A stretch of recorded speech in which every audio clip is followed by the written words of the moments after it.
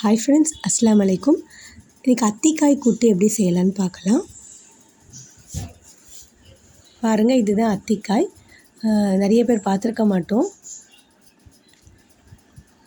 அத்திக்காய் யூஸ்வலாக எல்லா கடைகளையும் கிடைக்காது.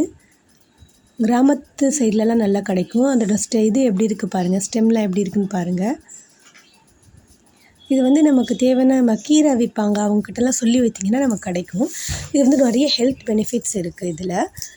ஸோ இது கிடைச்சதுன்னா கண்டிப்பாக ஏதாவது சமைச்சி சாப்பிட ட்ரை பண்ணுங்கள். இதில் நான் கூட்டு செஞ்சு காட்ட போகிறேன் இன்றைக்கி. ரொம்ப நல்லா இருந்தது, அதனால தான் உங்களோட ஷேர் பண்ணலாம் அப்படின்னு சொல்லிட்டு. இதில் நம்ம இப்படி எடுத்துக்கிட்டு அதோட காம்பை கிள்ளணுன்னா லைட்டாக பால் மாதிரி வரும் பாருங்கள். ஸோ அது கொஞ்சம் பிசுபிசுப்பு தன்மையாக இருக்கும். ஸோ அதனால் நம்ம அதை எல்லா காம்பையும் பிச்சுட்டு நல்லா நம்ம வாஷ் பண்ணிக்கணும். எல்லாத்துலேயுமே அந்த மாதிரி ரிமூவ் பண்ணிவிட்டு அதை நல்லா வாஷ் பண்ணிடலாம். இதில் நல்லா தெரியும் பாருங்கள்.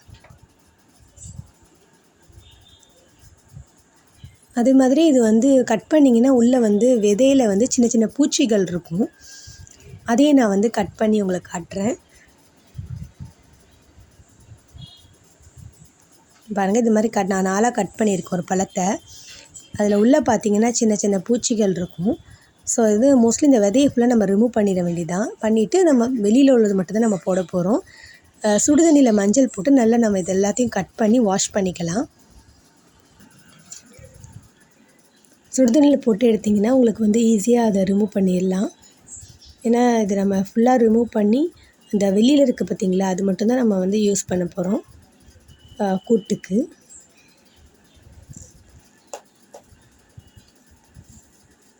பாருங்கள், உள்ளே அதே மாதிரி ரிமூவ் பண்ணிவிட்டு வெளியில் உள்ளது மட்டும் தான் நம்ம கூட்டுக்கு யூஸ் பண்ண போகிறோம்.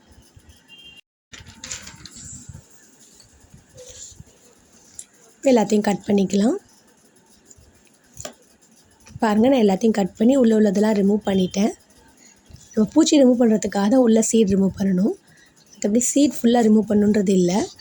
சுடுதண்ணி மஞ்சள் தூள் போட்டு 2 தடவை வாஷ் பண்ணிக்கோங்க நல்லா.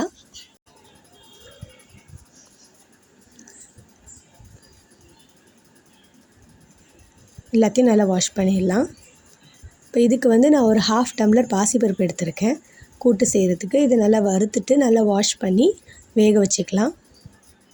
வேகட்டும். இப்போ தாளிக்கிறதுக்கு நான் குக்கரில் 2 ஸ்பூன் ஆயில் போட்டுட்டு அது கூட கருவேப்பிலை போட்டுக்கிறேன். அப்புறம் ஒரு வெங்காயம் சாப் பண்ணி ஆட் பண்ணிக்கிறேன். வதக்கிக்கோங்க. இதுக்கு நான் கடுகு யூஸ் பண்ணல. கடுகு யூஸ் பண்ணால் ஒரு டிஃப்ரெண்ட்டாக இருக்கும். இது கூட ஒரு சின்ன சைஸ் தக்காளியை கட் பண்ணி ஆட் பண்ணிக்கிறேன். இது ஓரளவு வதங்கட்டும். ஓரளவு வதங்கிடுச்சு. இப்போ நம்ம வாஷ் பண்ணி வச்சு தண்ணியில் போட்டு வச்சுருக்கிற அத்திக்காயை ஆட் பண்ணிடலாம். சொன்ன மாதிரி நான் சொல்ல மறந்துட்டேன், கட் பண்ண உடனே நம்ம தண்ணியில் போட்டு வச்சுருங்க, இல்லாட்டி அது கலர் மாறிடும். இப்போ வேக வச்ச பருப்பு நம்ம இதில் ஆட் பண்ணிடலாம். ஆட் பண்ணியாச்சு. இது கூட ஒரு 2 ஸ்பூன் சில்லி பவுடர் ஆட் பண்ணுங்கள், மிளகாத்தூள் ஆட் பண்ணலாம்.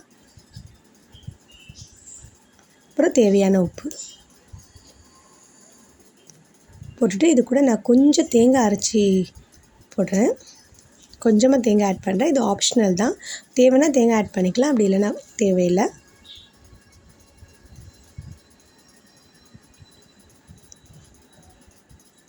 நான் கொஞ்சம் தேங்காய் வத்தல் ஆட் பண்ணியிருக்கேன். அது உங்களுக்கு தேவைன்னா ஆட் பண்ணலாம், இல்லாட்டி ஆப்ஷனல் தான். இப்போ இதை குக் பண்ணிவிட்டு பார்க்கலாம். பாருங்கள், குக் ஆகிடுச்சு. அவ்வளோதான், நம்ம அத்திக்காய் கூட்டு ரெடி ஆகிடுச்சு. ரொம்ப டேஸ்ட்டாக இருக்கும். இந்த ஹெல்த் வைஸ் இது ரொம்ப நல்லது. அத்திக்காய் கான்ஸ்டிபேஷனுக்கு நல்லது, வயிற்று புண்ணுக்கு ரொம்ப நல்லது, அதுக்கப்புறம் ரத்தம் ஊறுறதுக்கும் ரொம்ப நல்லது. ஓகே ஃப்ரெண்ட்ஸ், இந்த ரெசிபியை ட்ரை பண்ணி பாருங்கள். இந்த வீடியோ பிடிச்சிருந்தா லைக் பண்ணுங்கள், ஷேர் பண்ணுங்கள், மறக்காமல் சப்ஸ்கிரைப் பண்ணுங்கள். தேங்க்ஸ் ஃபார் வாட்சிங் ஃப்ரெண்ட்ஸ். பாய், அஸ்ஸலாமு அலைக்கும் அண்ட் டேக் கேர்.